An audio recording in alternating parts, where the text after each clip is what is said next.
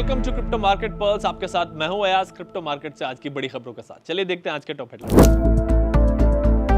Bitcoin $76,500 की range में, global markets पर प्रेशर। जापान तैयार कर रहा blockchain based financial system. Clarity act पर अगले 30 दिनों में हो सकता है सेनेट का full vote. Crypto custody service launch करेगा ब्राजील का दूसरा सबसे बड़ा बैंक। बिटकॉइन इस वक्त $76,500 की रेंज में ट्रेड कर रहा है। पिछले 2 दिनों से प्राइस इसी रेंज में मूव कर रहा है। जियोपॉलिटिकल और मैक्रो अनसर्टेनिटीज की वजह से ग्लोबल मार्केट्स दबाव में है। US stock indexes, SMP, Nasdaq और डाउ जोन्स सब कल आधे % से ज्यादा गिरे।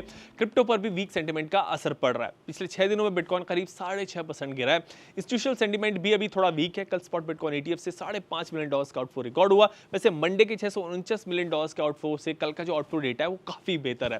डेरिवेटिव साइट्स पर बिटकॉइन में $31.5 मिलियन की लिक्विडेशंस भी हुई। जापान में गवर्नमेंट ने ब्लॉकचेन बेस्ड फाइनेंशियल सिस्टम पर एक बड़ा प्रपोजल अप्रूव किया है। जापान फ्यूचर में ब्लॉकचेन बेस्ड 24/7 फाइनेंशियल इंफ्रास्ट्रक्चर तैयार करेगा। इस प्रोजेक्ट के लिए जापान की फाइनेंशियल सर्विसेज एजेंसी अगले 5 साल का रोड मैप बनाएगी। जापान गवर्नमेंट टोकनाइज एसेट्स और येन बैक्ड स्टेबल कॉइन्स को भी प्रमोट करने पर फोकस कर रही है। यूएस से क्लैरिटी एक्ट पर बड़ी खबर आ रही है, जिसमें कहा जा रहा है कि क्लैरिटी एक्ट अगले 30 दिनों में सेनेट के फुल वोट के लिए जा सकता है। पिछले हफ्ते सेनेट की बैंकिंग कमेटी ने क्लैरिटी एक्ट को पास किया था। गैलेक्सी रिसर्च का कहना है कि 2026 में इस बिल के लॉ बनने के चांसेस अब 75% हो गए। ब्राजील का दूसरा सबसे बड़ा बैंक ब्राडेस्को अब क्रिप्टो कस्टडी सर्विस शुरू करने जा रहा है। बैंक ने कंफर्म किया है कि वो क्रिप्टो टोकन्स और स्टेबल कॉइन्स के लिए कस्टडी सर्विस लॉन्च करेगा। रेगुलेशन क्लियर होने के बाद अब ब्राडेस्को डिजिटल एसेट्स मार्केट पर अपनी सर्विसेज एक्सपेंड कर रहा है।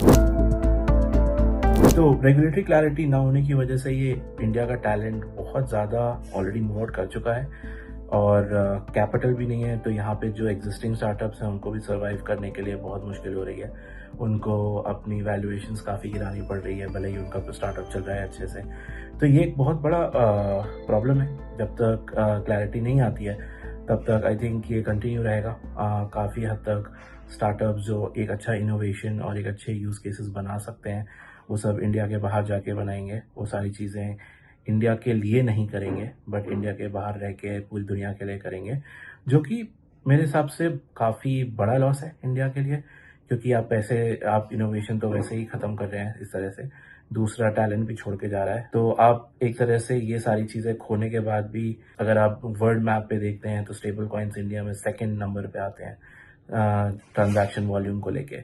तो मनी मूव हो रहा है, ट्रांजैक्शंस हो रहे हैं, स्टेबल कॉइन्स यूज़ हो रहे हैं, बस रेगुलेटेड की जगह अनरेगुलेटेड तरीके से हो रहे हैं, जो किसी भी इंडस्ट्री, किसी भी तबके के लोगों के लिए बेनिफिशियल नहीं है।